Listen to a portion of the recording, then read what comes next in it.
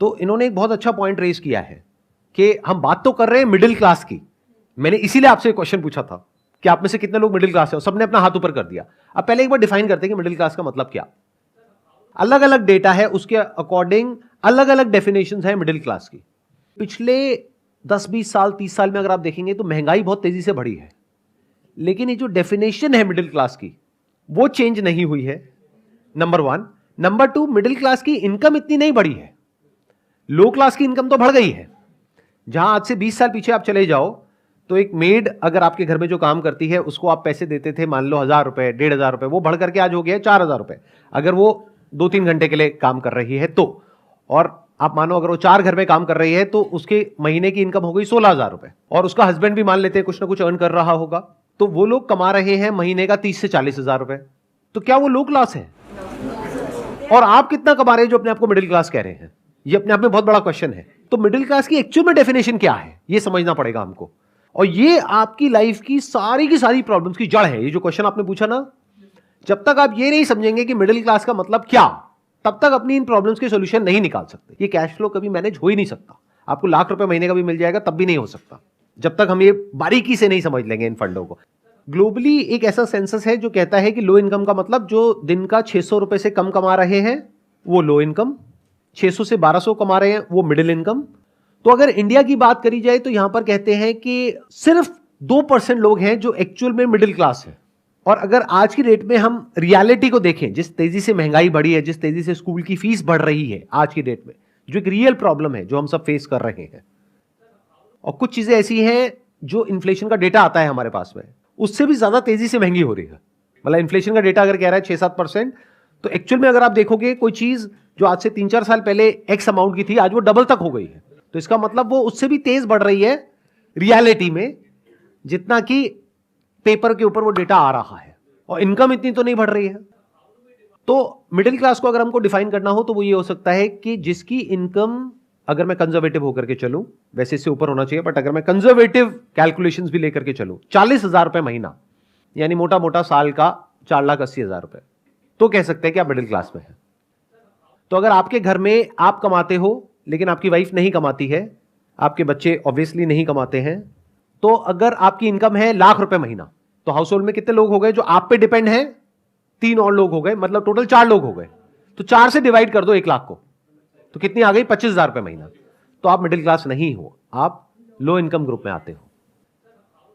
यह है प्रॉब्लम की सारी जड़ जो हमें नहीं समझ आ रही है, और ये आपको कोई नहीं समझाएगा।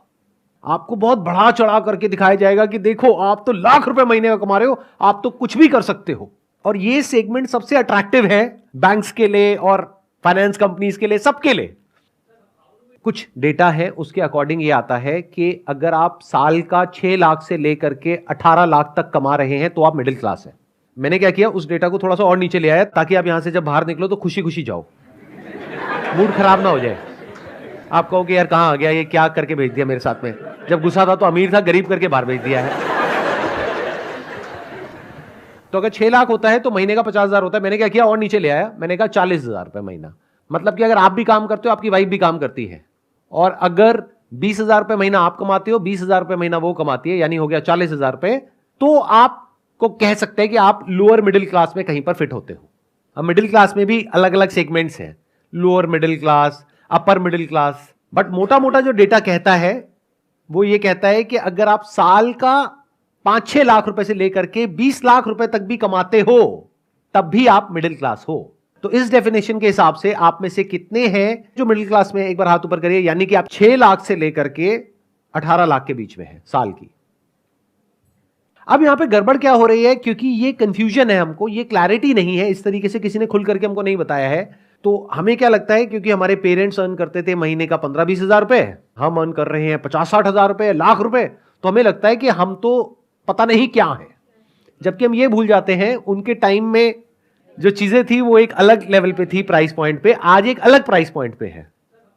महंगाई मानो उनके जमाने से अब तक 20,000 से बढ़ करके 2 लाख पहुंच चुकी है, और आप 50,000 में खुश हो रहे हो। तो जब तक ये क्लैरिटी नहीं आएगी तब तक आप बहुत बुरे तरीके से फंसे रहोगे, तब तक ये कैश फ्लो की प्रॉब्लम आने वाली है, बहुत बुरे तरीके से आने वाली है। आपको गलतफहमी क्या है कि अगर आज मेरी इनकम है 50-60 हजार रुपए, अगर वो 70,000 हो गई ना तो प्रॉब्लम सॉल्व हो जाएगी, हो ही नहीं सकती। मैं बता देता हूं क्यों। जिसको आप लोअर क्लास कहते हो वो एक्चुअल में लोअर क्लास नहीं रहे। अगर आप उनको ध्यान से देखेंगे, उनके हाथ में कौन सा मोबाइल फोन है। बहुत सारे लोग हैं जिन्होंने अपना घर तक परचेज कर लिया है, जबकि मिडिल क्लास में ऐसे बहुत सारे लोग हैं जिनके पास में अपना घर नहीं है और वो अफोर्ड भी नहीं कर सकते, क्योंकि उनका एक टारगेट है कि मेरे को इस लोकेलिटी में ही चाहिए, कि मैं मिडिल क्लास हूं, मैं यहां कैसे रह सकता हूं। बट लोअर इनकम में क्या है, उनके लिए ऐसा कुछ नहीं है बैरियर, तो उन्होंने अपना घर ले लिया है। मानो 5-10 लाख रुपए में कैसे भी करके जोड़ करके अपना घर ले लिया है, नंबर 1। नंबर 2, उनके लाइफस्टाइल में कहीं कोई कमी नहीं है, टीवी है उनके घर में, बट उनको यह गलत फहमी नहीं है कि हम मिडिल क्लास है। उनको क्लियर है कि हम लोअर क्लास है, जबकि एक्चुअल में देखा जाए आपकी डेफिनेशन के हिसाब से वो मिडिल क्लास है। देखना, ध्यान से समझना, जो डेफिनेशन सोसाइटी की है उसके हिसाब से वो एक्चुअल में मिडिल क्लास है, बट उनके माइंड में वो लोअर क्लास में फिट होते हैं, तो वो उसी के हिसाब से चलते हैं। मतलब बच्चे बेस्ट स्कूल में नहीं जाते, गवर्नमेंट स्कूल में जाते हैं। मिडिल क्लास में प्रॉब्लम क्या है, सबसे बड़ा आपका खर्चा क्या है, एजुकेशन, जो बहुत तेजी से महंगी हो रही है। क्योंकि हम क्या कहते हैं, हमको अपने बच्चों की एजुकेशन पे कॉम्प्रोमाइज नहीं करना है, तो हमको बेस्ट स्कूल में बच्चे को कराना है। बेस्ट स्कूल का मतलब क्या है, फीस की अपर लिमिट कोई है ही नहीं, और हर साल बढ़ती चली जा रही है। तो जो लोअर क्लास है उनको ये कंफ्यूजन नहीं है कि हम बहुत अमीर हैं, तो उनको सब कुछ बेस्ट नहीं चाहिए। उनको बेस्ट हॉस्पिटल में नहीं जाना है अपना इलाज कराने के लिए, बेस्ट स्कूल में अपने बच्चों को नहीं भेजना है, बेस्ट लोकेलिटी में नहीं रहना है, ब्रांडेड कपड़े नहीं पहनने हैं। ये बातें चुप तो नहीं रही ना, ये बातें खराब तो नहीं लग रही ना। रियलिटी क्या होती है, थोड़ी सी कड़वी भी लगती है सुनने में, बट इट्स लाइक अ पिल जो थोड़ी सी कड़वी है, लेकिन अगर डाइजेस्ट करोगे तो आपको फायदा होगा एंड में। आप ही के फायदे की बात हो रही है यहां पे, अगर ध्यान से सुनोगे तो। ज्यादातर क्या होता है, वो लोग जो इस इल्यूजन में है कि हम मिडिल क्लास में हैं, अगर वो मानो लाख रुपए महीने का कमा रहे हैं, तो एक बहुत बड़ा चंक उनकी सैलरी का पहले तो टैक्सेस में चला जाएगा। प्लस सबसे पहला क्या थॉट आता है माइंड में उन लोगों के, क्योंकि इंडिया कहने के लिए बहुत आगे बढ़ रही है, लेकिन अभी भी बहुत सारे ऐसे लोग हैं जिनकी सोच बहुत ही कंजर्वेटिव है। कह रहे मैं कमा तो रहा हूं, तुम्हें काम करने की क्या जरूरत है। या फिर इसका अपोजिट भी हो सकता है कि वाइफ आकर के कहे कि तुम कमा तो रहे हो, मुझे काम करने की क्या जरूरत है। और बहुत केसेस में क्या होता है कि कमाने वाला एक मेंबर है फैमिली में, वाइफ भी उस पर डिपेंड है, बच्चे भी उस पर डिपेंड है, माँ बाप भी उस पर डिपेंड है, और वो कह रहे हैं मैं मिडिल क्लास हूं। अरे घोचू, पहले कैलकुलेट तो कर। मतलब हाउस होल्ड इनकम क्या है उसको डिवाइड करना नंबर ऑफ मेंबर्स से। अगर आज माँ बाप की एज बढ़ रही है तो खर्चे भी बढ़ने वाले हैं। एक भी बीमारी लग गई, और एक नहीं होती आज की डेट में, बहुत सारी बीमारियां हैं। लाइफस्टाइल ही ऐसा है, पोल्यूशन इतना है, और पता नहीं कैसी डाइट है, क्या क्या है, वो मेरे को बताने की जरूरत नहीं है। तो जब एक एक करके बीमारियां लगती हैं माँ बाप को, तो वो बच्चा, क्योंकि दिमाग से तो बच्चा ही है, अगर थोड़ा बड़ा होता तो समझ जाता कि मैं कितने बुरे तरीके से आगे जाकर के फंसने वाला हूं। उसकी विजन नहीं है। अपने माइंड में वो क्या है कि अरे मैं तो लाख रुपए कमा रहा हूं महीने का, मैं तो सब कुछ कर सकता हूं, माँ बाप का ध्यान भी रख सकता हूं, बच्चों की पढ़ाई भी बढ़िया से बढ़िया करवा सकता हूं। वाइफ कह रही है कि मेरे को काम करना है, नहीं नहीं तेरे को जरूरत नहीं है काम करने की, मैं हूं तो सही कमाने के लिए। तो दुनिया जहान की सारी गलतफहमी है उस आदमी को, और वही सबसे ज्यादा फंसा हुआ है। अगर उस घर में 6 मेंबर्स हैं तो 6 से डिवाइड करो 1 लाख को, और 1 लाख में से पहले टैक्स निकालो, फिर जो इनकम बचती है उसको 6 से डिवाइड करो, महीने का 10-15 हजार रुपए, ये है आपकी एक्चुअल इनकम। और आप कह रहे हो मैं मिडिल क्लास हूं। अगर इनकम बढ़ती है तो एक्सपेंसेस बढ़ जाते हैं, उनको कंट्रोल नहीं कर पाता है आदमी, ये मेन प्रॉब्लम। ध्यान से सुनना, ये मेन प्रॉब्लम नहीं है, ये गलतफहमी है। जब इनकम बढ़ती है तो खर्चे नहीं बढ़ते, हम खर्चे बढ़ा देते हैं गलतफहमी की वजह से। दोनों में जमीन आसमान का फर्क है। समझ गए मैंने क्या कहा? देखो, जो लोअर क्लास में लोग हैं उनकी इनकम बहुत बढ़ गई है, लेकिन उनके खर्चे इतने नहीं बढ़े हैं जितने मिडिल क्लास के बढ़ गए हैं, क्योंकि उनके बच्चों की स्कूल की फीस 10,000 रुपए महीना नहीं है। तो खर्चे अपने आप नहीं बढ़ते हैं, हम बढ़ा देते हैं। महंगाई बढ़ती है, दोनों में फर्क समझ लो। एक है महंगाई जो बढ़ रही है, एक है खर्चे जो आप बढ़ा रहे हो, दोनों में फर्क अच्छे से समझ लो। दो अलग अलग चीजें हैं। हम बोलते हैं खर्चे बढ़ रहे हैं, अरे खर्चे बढ़ते नहीं, हम बढ़ाते हैं। कितना ही बढ़ा लो, अपर लिमिट कोई है ही नहीं। हाँ सर, ना चाहते हुए हमारे खर्चे बढ़ जाते हैं, क्योंकि हम नहीं चाहते लेकिन वाइफ चाहती हैं, तो हमारी मजबूरी आती है। तो वाइफ क्या चाहती है? वाइफ के सर कुछ ना कुछ ड्रीम्स होते हैं, कुछ ना कुछ एक्सपेक्टेशंस होती हैं। वाइफ को बोलो कि अगर अपने ड्रीम्स पूरे करने हैं तो खुद कमाओ और खर्चो जितना खर्चना है। खर्चे हम क्यों बढ़ाते हैं? लगाओ दिमाग। मतलब मैंने अभी कहा कि खर्चे बढ़ते नहीं है, महंगाई बढ़ती है, खर्चे हम बढ़ाते हैं। अब क्यों बढ़ाते हैं? गलतफहमी होती है कि हम बहुत अमीर हैं, जबकि एक्चुअल में नहीं है, और ये हमें कोई बताने वाला नहीं है।